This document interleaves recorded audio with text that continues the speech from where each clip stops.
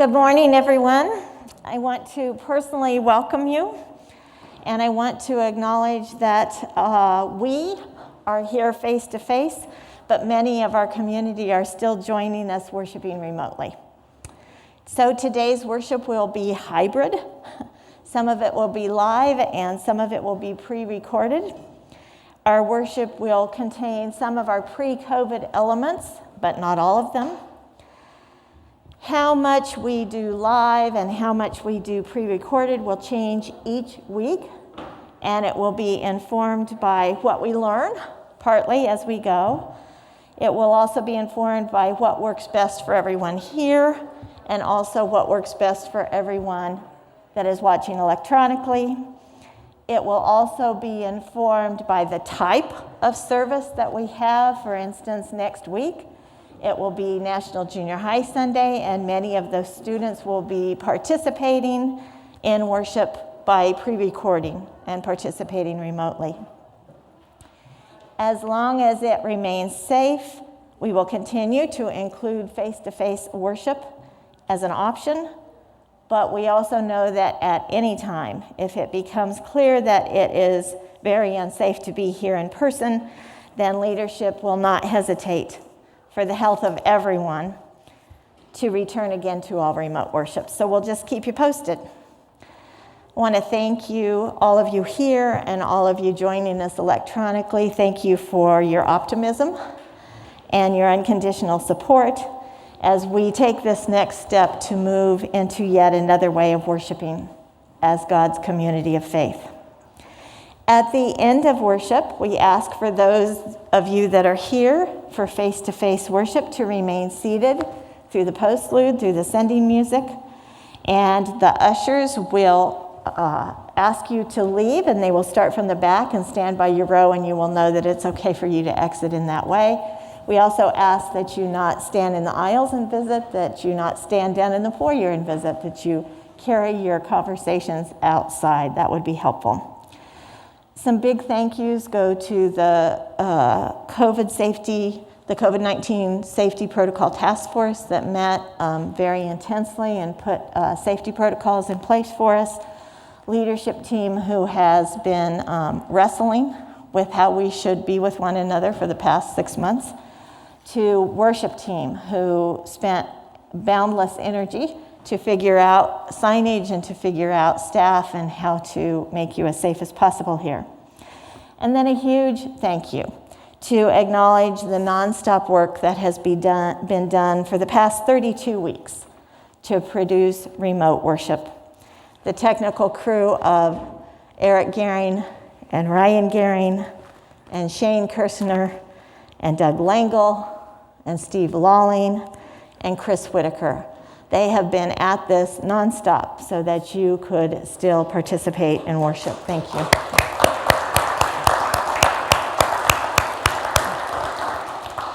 The other person that has worked endlessly and relentlessly, I'm going to embarrass her, has been Ellen Gilbert.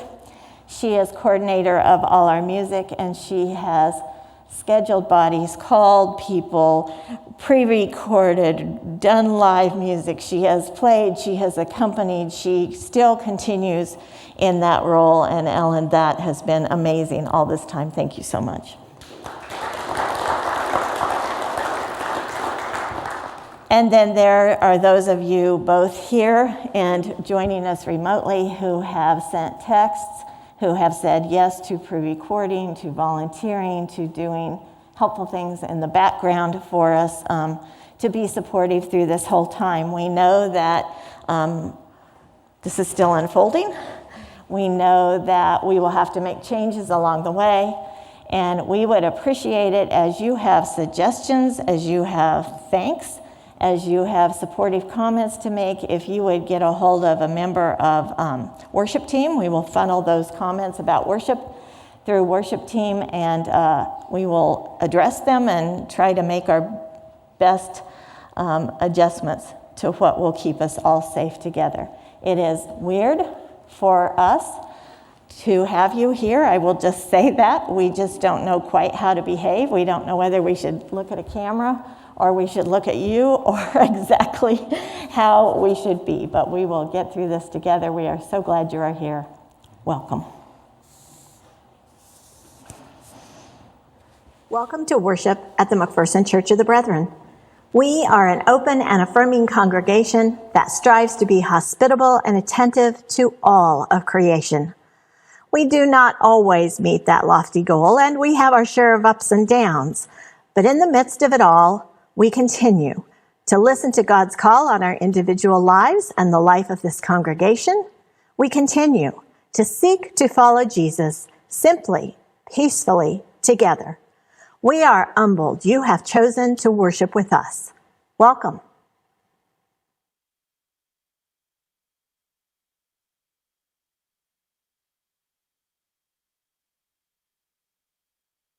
Historical vignette for the 1930s and 1940s. The cornerstone for the main church building was set in 1924.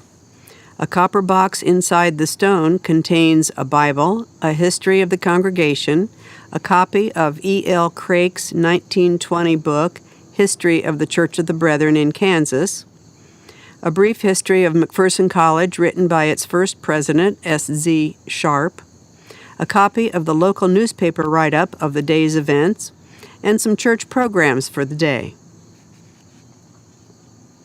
That same year, the stained glass windows to be, quote, made of the best grade of opal glass, unquote, were ordered from the Western Art Glass Company in Wichita and installed in 1925. When the church was mostly finished, a dedication Sunday was held on September 12, 1926. Otho Winger, president of Indiana's Manchester College, traveled to McPherson preaching 3 sermons that day. J.J. Yoder wrote that 8 years, this is in quotations, 8 years had passed between the appointing of the building committee and the dedication of the completed house, unquote.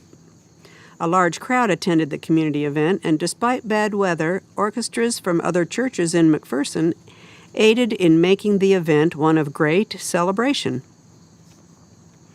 When church accounting records stopped after dedication, the building had cost in excess of $114,000, and the congregation had $73.72 in the bank.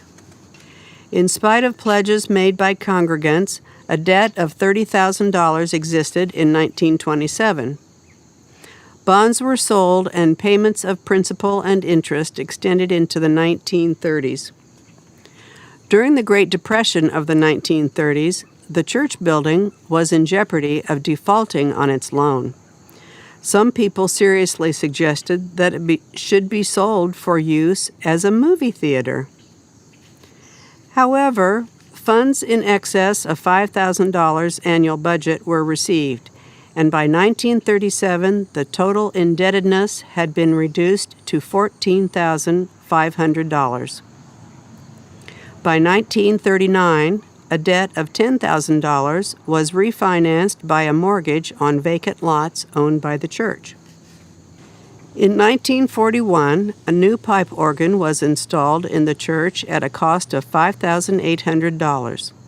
It replaced a reed organ, and the Gospel Messenger of July 26, 1941 stated, quote, "The new organ was manufactured by the Reuter Organ Company of Lawrence, Kansas. It had 2 manuals and 1,115 pipes, along with Deegan chimes. The first organist was Mrs. Helen Halloway, and the minister of music was Professor Nevin Fisher. Note, the organ was originally installed on the east side of the sanctuary, where the piano now sits. The 1943 annual conference of the Church of the Brethren was held in McPherson. It was a delegates-only conference because of World War II travel restrictions. Conference moderator was W.W. Peters, on the extreme right, president of McPherson College. Due to a shortage of hotel rooms in McPherson, some conference goers lodged in private homes. A shuttle automobile helped people with transportation to the church. With great relief, the mortgage on the church was literally burned in this sanctuary on February 23, 1944, during regional conference that year. The honor of burning the mortgage was given to J.J. Yoder, who had laid the cornerstone 20 years earlier. In 1946, member Dr. William C. Heaston proposed a memorial chapel be constructed in the space back of the sanctuary in honor of his wife who, quote, cherished the work of the church, unquote. The proposal was accepted and the chapel was constructed in 1947. It was to be a space for, quote, private devotions, small weddings, funerals, and other services consistent with such a room, unquote. The chapel was removed in the 1990s during church remodeling.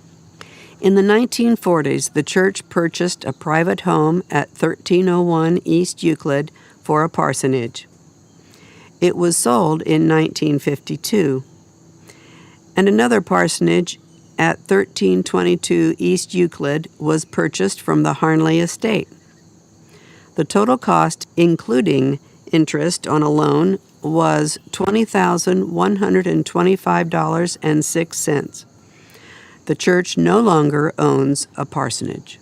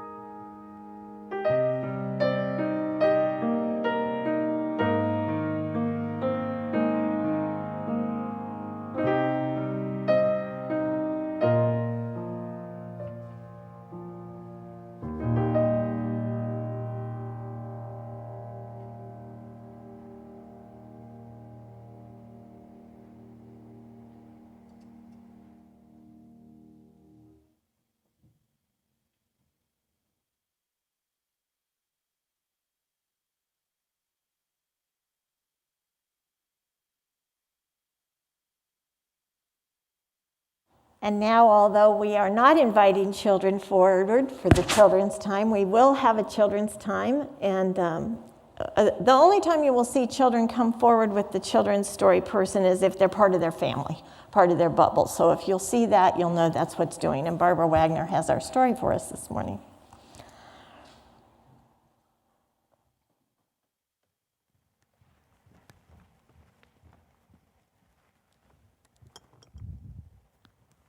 All right. Good morning. I see some kids in the back. It's great to see you guys. Okay, I'm going to take this down so you can hear me a little bit better. Okay? So, it's good to be back. It really is. I have with me a volcano. Okay. But I'm going to have to keep it in here because I don't want to make a mess. So I'm sure most of you kiddos have probably done a volcano before, either at school or maybe at home. So I'm going to show you how that works in just a little bit. First, I'm going to read a story to you, and it's called My Mouth is a Volcano. Let's see what happens in our story. My name is Louise. People say I erupt a lot. I don't think I do. I have a lot to say, and all my words are very important to me.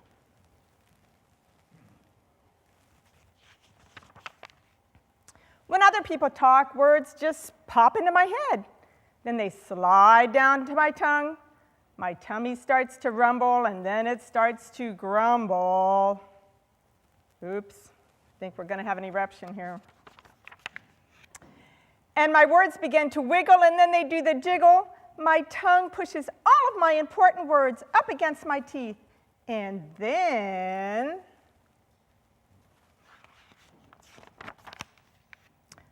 I erupt. Words just explode out of my mouth. My mouth is a volcano. In class, my teacher says that when we want to say something, we're supposed to look at her, raise our hand, and wait till she calls on us. I tried that. After waiting patiently for what seemed like 62 years, all my important words slid down from my head and into my tongue.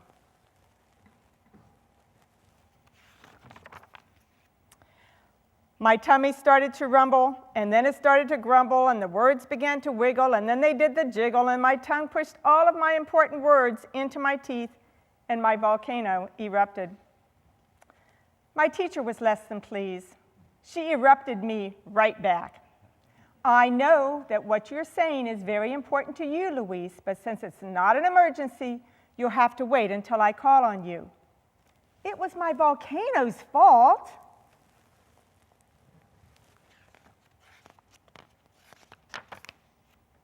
At daycare, we were sitting on the rug listening to Miss Polly read us a story about planting trees. All of a sudden, I thought about the time my grandpa and I planted 6 trees in his front yard. My important words slid down from my head onto my tongue, and you know what happened? My tummy started to rumble, it started to grumble, my words started to wiggle, and then they did the jiggle. My mouth pushed all of my very important words into my teeth, and my volcano erupted.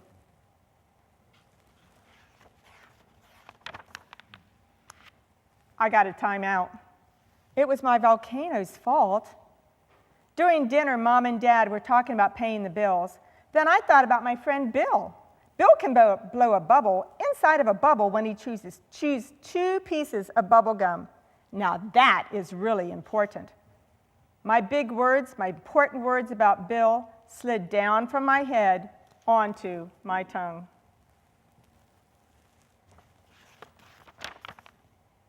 My tummy started to rumble, and then it started to grumble. My important words began to wiggle, then they did a jiggle. My tongue pushed all of my very important words into my teeth, and my volcano erupted. Louise, my mom said, you interrupted again. If someone else is talking and you don't have an emergency, you have to wait your turn. But Mom, my words slid down onto my tongue, and then my tummy started to rumble. Louise, you did it again.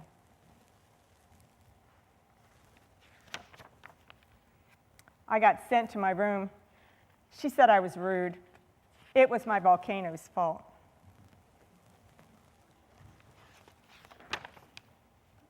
The next day at school was my very important day. I had been waiting for about 126 weeks to be the star student of my class. This was my special moment. I got to share a poster with my class that had pictures of all my favorite things. I stood up in front of the class and began to tell about the time I was fishing.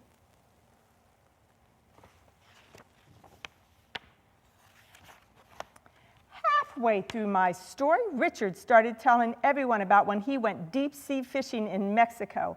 His story must have been better than mine because everyone started to look at him. He was stealing my important words. "Richard," my teacher said, "you just interrupted Luis. Please wait." I couldn't believe how rude that was of Richard. He erupted me. That really made me angry.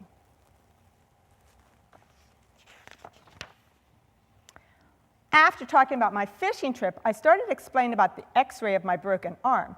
Just as I was getting to the good part, Courtney started to tell the class about when she broke her leg. "Courtney," my teacher said, "you have just interrupted Luis. Please wait until he's finished." I couldn't believe how rude that was of Courtney. She started talking during my 15 minutes of fame. She ruined my most important words. She almost stole my moment. When I got home, I told my mom about rude Richard and rude Courtney. "Now you know how we feel when you interrupt us," said my mom. I never thought about that. I just get so excited, and my words, they just pop into my head. And then they just explode out of my mouth. My mouth is just a volcano. "Maybe Richard and Courtney have volcanoes of their own," my mom replied. Never thought about that. "Well, son, next time your important words are pushed into your teeth by your tongue, bite down hard and don't let them out. Then take a deep breath and push your words out through your nose. Then, when it's your turn to talk, take a deep breath and breathe them back into your mouth." "Will that work?" I asked. "Only if you make it," said my mom.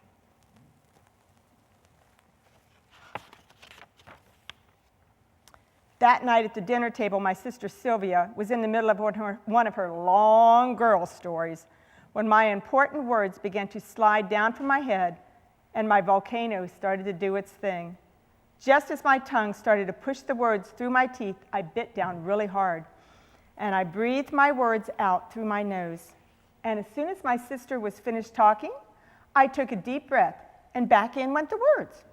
I was amazed that they had just hung around outside my mouth and didn't float away. Then I told my story, and nobody got mad at me for interrupting. After that, I never interrupted again. Well, except for that time that Bill's bubble gum got stuck into my hair, and that was a real emergency. All right. So we are going to try our volcano. We have two different liquids. We're going to pretend like these are words, okay? We're going to put one set of words in and another set of words in, and we are going to see what happens to our volcano. So many times in our world today, our words are erupting like volcanoes. And that makes people feel bad. I am sure that every one of us here and on TV at some point in time has had words that come out of their mouths like volcanoes. And it hurts. It hurts the person that is talking, and it hurts the person that is trying to listen and then responding to. So instead, maybe we should all keep those words inside of our head like Luis until it is our turn to talk. And maybe we can really listen to what the other person has to say. So we're going to pour the one in. Okay. So far, nothing's happened. But let's see what happens when we pour the other one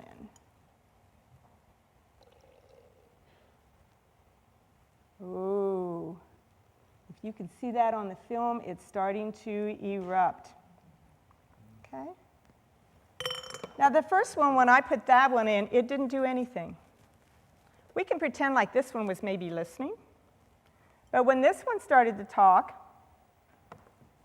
and we put them together, it erupted. Okay? I'm hoping that we, as people of God, can try to remember to keep those words inside until the other person is finished talking. Maybe then we can actually hear what the other person's saying, and then maybe we don't need to erupt. Okay? It's good to be back.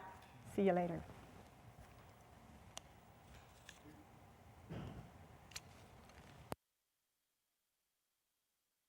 Stewardship during this unusual time of pandemic. You may continue to give online at maccob@macbrethren.org. That's maccob@macbrethren.org. Or you may mail your check, as so many of you are doing. Just drop it to 200 North Cary, or you may hand deliver your check to the church office. Just slip it through the slot at the door in the education building. And if you are watching from afar, please give to your local needs.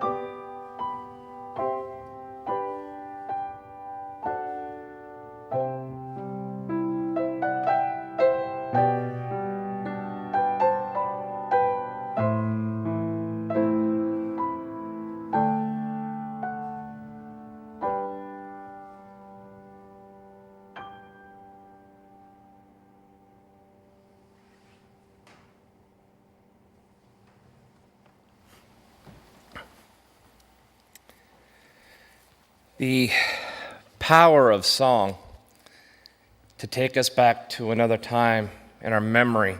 As the notes play over in our mind, we're harking back to different places. As I hear friends from Michael W. Smith, I find myself sitting around the campfire at Camp Colorado, my senior year in high school. Dave Hendricks leading us as we sing it. Sitting around that circle, our friends that remain friends tied today. As I hear "Blessed be the tie that binds," I find myself at Love Feast with my sisters and brothers washing feet, knowing that whatever distance that comes, the song, the common story, our common faith connects us, chains us in the love of God. Thank you, Dan. Thank you, Brian, for truly gracing us this morning. And thank you, Catherine, for all the work that goes behind the scenes. Folks, you don't know how hard she has worked over the last 8 months. She has absolutely been a godsend and a blessing. And typically, we clergy don't do this, but I'm going to because it needs to be done. It is Clergy Appreciation Month. And if ever there was a time that this amazing leader, this incredible voice of love and peace needs to be recognized and honored, it is this year, this month. She has been more than an answer to prayer for this community. She has absolutely been a light, helping lead us through some really unknown seasons. So thank you, Catherine. Thank you.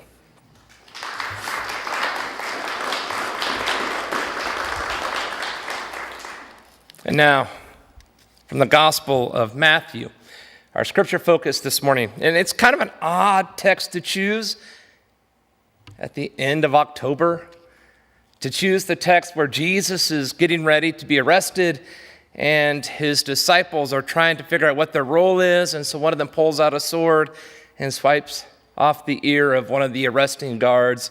This really is an odd text to choose for today, isn't it?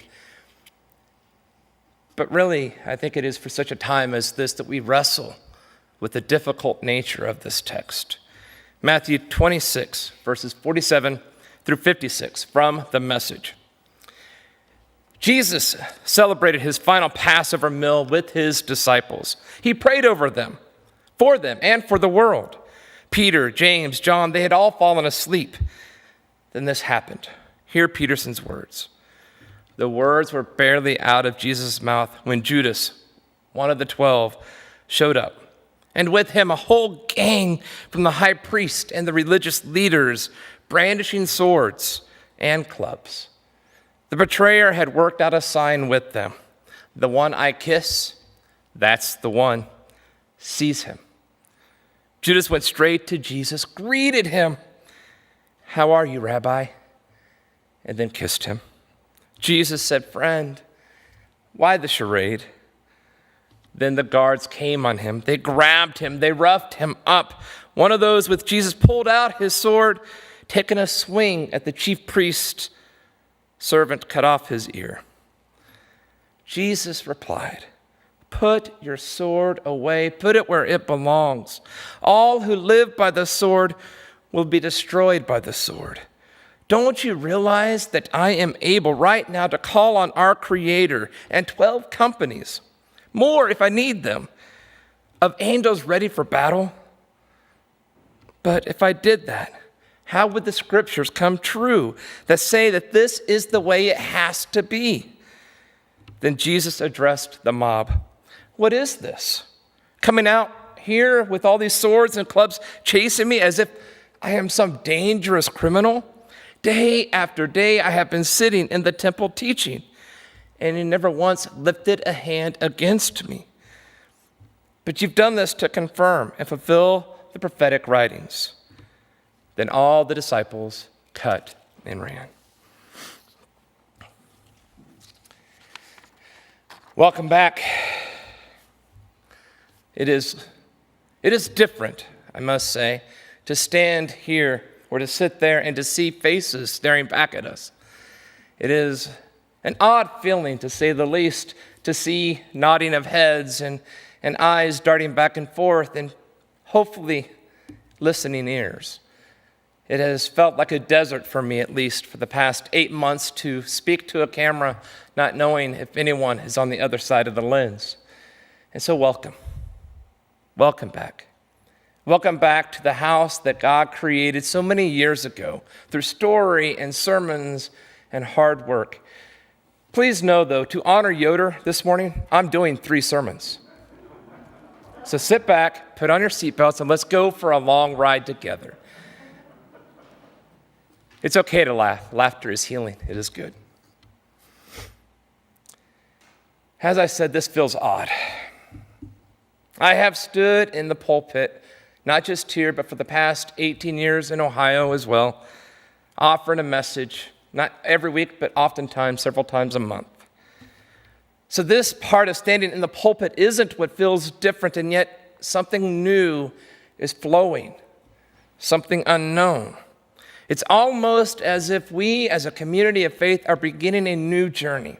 We're embarking on a wild adventure that we have no idea where we are going. Down deep, there's this wrestling, and I'm not sure if it's fear I'm feeling or the excitement of the unknown. I just don't know. Perhaps in the words of Forrest Gump, when asked why he was running, and was asked if life was fate or if it's what we made of it, Forrest wrestled with this question his entire adult life. And when asked this question, Forrest said, I don't know, and I'm paraphrasing here, I don't know if it's fate, if there's some kind of design to it all, or if life is what we make of it. And then he adds the wisdom. But perhaps it's both.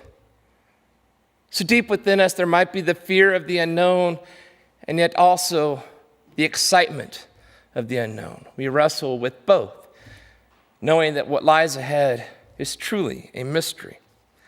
It is natural in this day and age to be anxious and to be afraid. We have no idea what lies ahead. The path is uncharted. The map is not finished. It is disguised almost with a supernatural fog that hides all those things that could go bump in the dark. For me, it feels like I'm stuck in the ship with Max as we're navigating those treacherous waters to go to the shore while the wild rumpus begins with the wild things. Or perhaps more theologically and Christologically correct and accurate, maybe we're in the boat with Jesus, out on the stormy seas, and we're not really enjoying the rocking waves, and we're looking for our Savior, the Messiah, the one to calm the waves. And what's Jesus doing? Snoring, sleeping soundly, while we are trying to navigate these waters. We are indeed heading to parts unknown, and there might just be wild things waiting for us, and there may be more than we can handle. But we will find a destination. We will find a place to dock. We will find a place to call home. But how we get there makes all the difference. Will we arrive into our destination in the name of Jesus, whole, connected to each other, bound once again to each other, offering the healing balm of Jesus' love to all around us? Will we dock our ship into some strange land with the full shalom of God? Because that will make all the difference.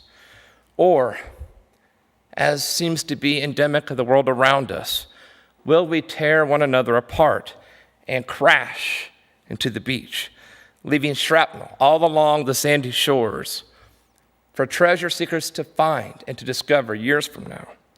And when they do, they will collect these pieces and put them in a museum, telling folks of a time when things were different and folks worshiped in these dinosaur institutions called churches. How we land and who we become when we do illustrates who we follow as we get there. For nearly 8 months, I have not stood in this place staring at faces and having faces stare back at me. Nearly 8 choppy months. I don't know about all of you, but I know for me, it feels like we've just landed. We have finally found a destination. And it also feels like now is the time, for such a time as this, that we must discern and grab a hold of the gospel of Jesus and cling to it with every inch of our being, every inch of our fiber. Though some may still be yet on those stormy seas. The past 7 months, raise your hand if you missed a key date because you had to stay in your house. Birthdays, family gatherings, holidays. Tomorrow is Kendra's birthday, and guess what? We'll be in our house trying to celebrate as a family unit. Raise your hand if you've grieved and you've mourned over the last 7 to 8 months because of something lost.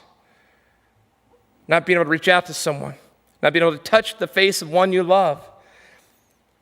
Raise your hand if you have lost a loved one in the past 8 months and you've not had the opportunity to celebrate their name, their story. We may have landed today as we begin something new, but friends, sisters, and brothers, I believe it's a temporary landing. We still have seas to navigate. We still have places to go. We still have a map to write.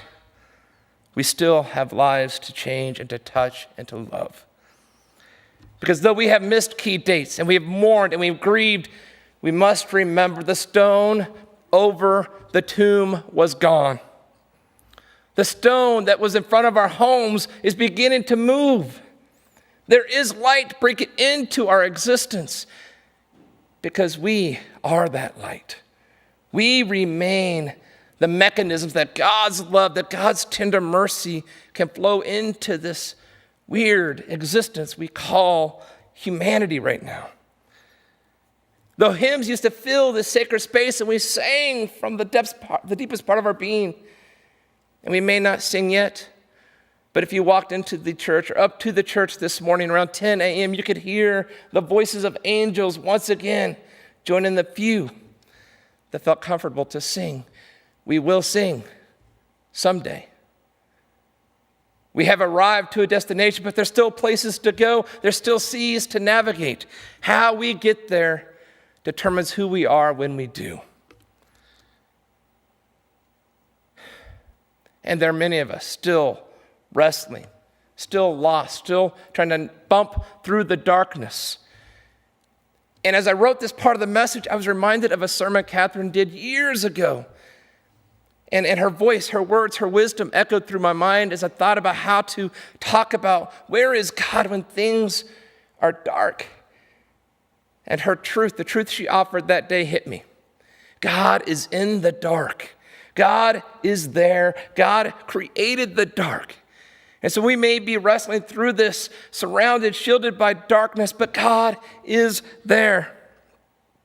And if you've ever been blessed to hear one of Pastor Chris's benedictions, he ends with this: and there is nowhere we can go that God is not already there, waiting for us, welcoming us, embracing us. We have arrived at a destination today, but there's still miles to walk. And ladies and gentlemen, brothers and sisters, friends, God is with us, and God is waiting for us, and God will guide us.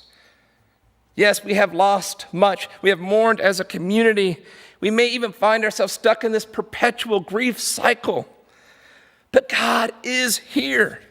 God is everywhere. God is in the technology that opened new ways for us to worship. God shows up in those Zoom meetings that make us laugh and to cry and to be thankful for the brilliant faces that grace our screens. God smiles behind the masks. And we know the smiles are there because the lights light up in the eyes before us, and we can feel their love reaching out to us. And yes, God is even in that 6 feet of separation, that 6 feet of distance, that chasm that seems to exist. God is even there. We have reached a mile marker in our journey, but there are many miles to go. Over the past 7 months, we have shifted liturgical calendars. Today was supposed to be something different, another focus. But change is the one thing that seems to be constant in a pandemic. As all other elements of being human remain unknown, the one thing we know, change has become a partner, an ally, a friend when we can embrace it. So instead of doing what had been planned, Catherine and the worship team, who's worked so hard, invite us to think about peace. Their brilliant insight, their wisdom of God constantly moving and grooving in our world, they helped create the holy space this morning. And so thank you to everyone on the worship team. Thank you. Peace might not have been the original theme for today. It's not World Peace Sunday. But as we begin this new journey together, peace fits. It is the season for peace, for God's shalom. We need it. We hunger for it. Our survival as a people of faith, as a people longing to honor Jesus, depends on, once again, anchoring ourselves and our stories in God's peace. And I don't think it's just a little statement that our world could use a little peace right now, especially in our volatile, slightly politically hostile climate. Our world could use some peace. This past week, we had another presidential debate, and though it seemed more civil than the one prior, I wonder if the debate simply masked deeper issues. Was the debate a primer for what's to come? Are we going to return to civility, to healthy discourse, holy communion with those who are different than we? Or was the debate a Band-Aid over a gaping wound? Maybe what has shocked me more than the war of words that come with political campaigns, I'm not new to the political journey. It has been the rhetoric of sisters and brothers that call themselves Christ followers that has shocked me the most. It seems the stormy seas that have rocked us have created so much anxiety within that out of our need for fight or flight, we as followers of Jesus, and I clump all of us together in the little Catholic Church, Universal Church, we as followers of Jesus have chosen to fight, to destroy, to lash out, to harm. We've taken sides. We've drawn swords that have been disguised as words. And we have sliced off the ears of those who once we broke bread with because they disagree with us. Where once our communion tables served as ways to welcome all and to greet others as sisters and brothers, now it seems they have become war zones where we bunker down and we surround ourselves with only those who see the world the way we do and who look like we do. In our difficult and hard effort to navigate this scary season, we have created enemies everywhere. And if we have indeed enemies all around us, we are more apt to fight them, to destroy them, all in the name of a false gospel, a false God, and a false narrative. We defend it by saying it is our right to be self-defense. It is our right to do so. It is righteous anger. It is the name of God. It is faithfulness that we do this. This path of harming one another will only ensure that when we reach the shore, we do so shipwrecked, broken, lost. Truth is, the church must be different. If we are to look like Jesus, love like Jesus, act like Jesus, follow Jesus, we must be different. There's a story that Philip Yancey talks about that he was at a table with Muslims and Jews in Palestine. And they were all coming together to talk about how they could live together without destroying one another in the Israeli-Palestinian conflict. And the Muslims and the Jews were just throwing words at each other. They were sparring. They were verbally attacking one another. And one of the Jewish leaders looks to Philip Yancey and says, "Are you going to do anything?" And Yancey's like, "Well, what do you want me to do?" And the Jewish leader's like, "Aren't you the Christian? Don't you follow the Prince of Peace? Don't you follow the one who says, 'I've come to make peace'?" And in a moment, Yancey saw the power of the call. That if we are to follow Jesus, we are to be different. We are to be the ones who make for things of peace. We are the ones to be a peaceful presence. We are the ones to choose our words carefully, and words that lift up and not destroy. Words that don't create volcanoes. Be healing, baths of salvation. We will reach a shore, but what will we look like when we do? Will we resemble the gospel of Jesus, the good news of Emmanuel, God with us? Will we be a people that recognizes that if we indeed live by the sword, even the verbal sword, we will fall by the same sword? I don't believe we will. I believe that we will honor our call to be different. I say we may be in this rocky ship. We may be even following these unknown treacherous waters somewhere. But I believe in us. I believe in the power that we can reclaim our identity as a peace church. And when we find that shore, we will do so with a powerful light within us. The world is watching the church now more than ever. The world is watching the church with anxious hearts, holding their breath, praying that the church will once again recapture its call to be Jesus. The world will either cast the church out completely, leaving us into the museums that we belong, or the church will become the lighthouse on that shore that calls all to it to be embraced in love and healing and peace and mercy. The church will either be the mechanism that the wholeness, the shalom of God flows, or it will be a locked building with pictures telling stories of what was. Will we follow Jesus into this new creation, or will we fall into the descent the world expects? The good news, brothers and sisters, the good news has survived many, many eras of human existence, many eras filled with pain and sorrow.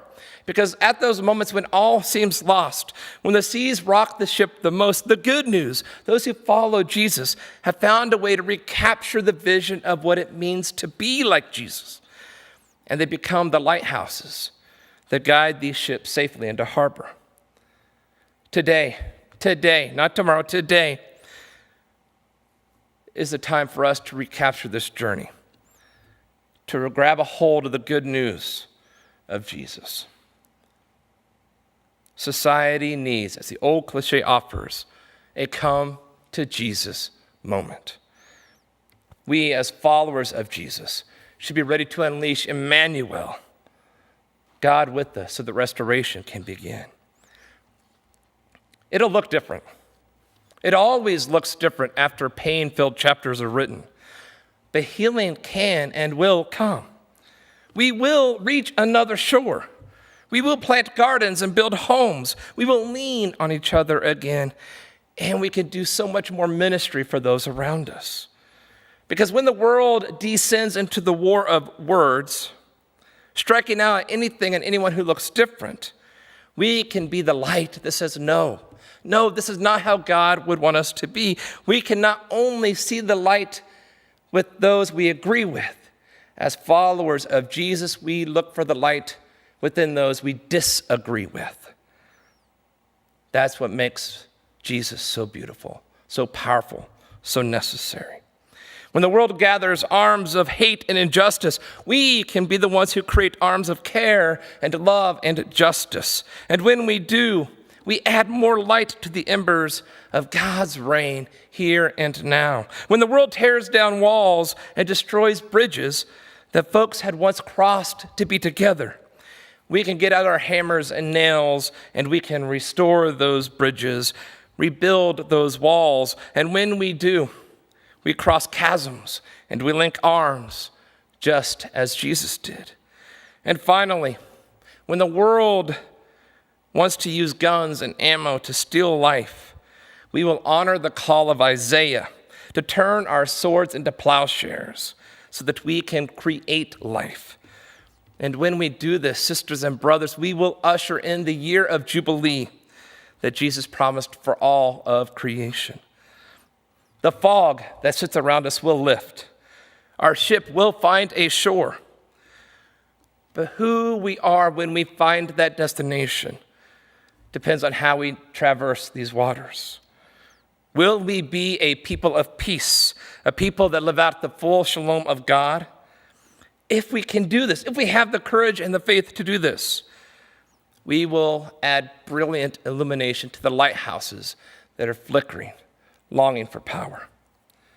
And when we do this, we will grab all those around us and invite them to be touched by the same power, the same light, the same shalom of God.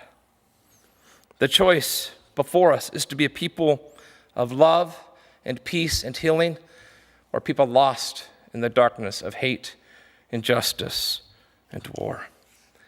Whatever we choose to be, we'll leave a legacy. So may we all leave legacies that bring everyone into God's peace. May we all write stories of peace so that any person and every person will hear Jesus' call of acceptance, of liberation. And may we have the ability and the courage and the creativity to write narratives so full of hope that those who still feel trapped on the choppy seas can catch just a glimmer of the Spirit's light flickering in the nearest lighthouse, inviting them, guiding them into harbor, to the glory of God and for our neighbor's good. Amen.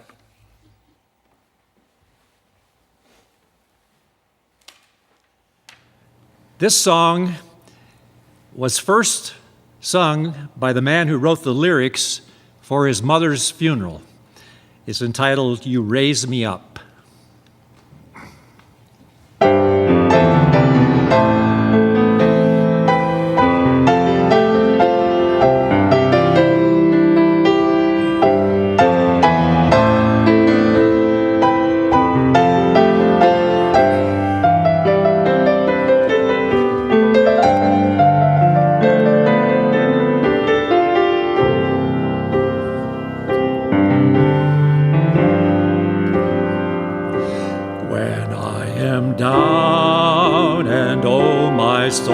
So weary when troubles come and my heart burdened be, then I am still and wait here in the silence until you come and sit a while with me.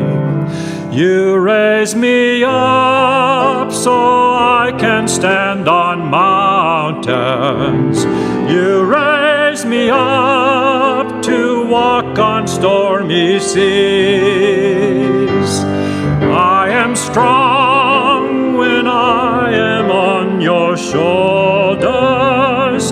You raise me up to more than I can be. When I am down and oh so weary, when troubles come and my heart burdened be, then I am still and wait here in the silence until you come and sit a while with me. You raise me up so I can stand on mountains. You raise me up to walk on stormy seas. I am strong when I am on your shoulders. You raise me up to more than I can be. More than I can be. You raise me up.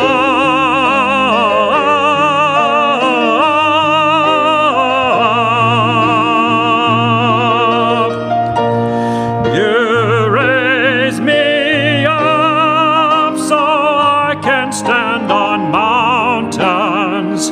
You raise me up on stormy seas. I am strong when I am on your shoulders. You raise me up to more than I can be.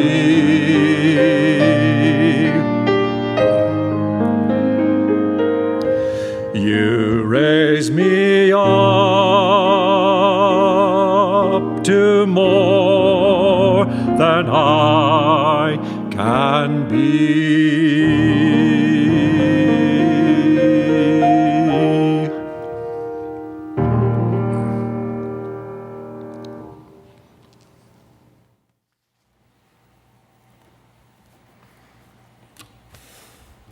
Thank you. We have an opportunity, sisters and brothers, to be a people who've been raised up on the wings of God's love and to guide others into this wonderful place that is known as the Shalom of the Divine. We have an opportunity to do so. The world expects more chaos and dissension into violence, but it needs more love, more peace, more mercy, and more grace. Who will we be as we write this new chapter of what it means to be a people of faith? It is fitting that we honor the heritage of where we have come from. And it seems almost ironic, or what I'm not sure there's a word for it, that we find ourselves honoring our past in the midst of an unknown present so that we can prepare to write our future. Will we be lifted up in the name of Jesus? The world waits and the world needs. Go in love, go in peace. Amen. But wait until you're ushered out.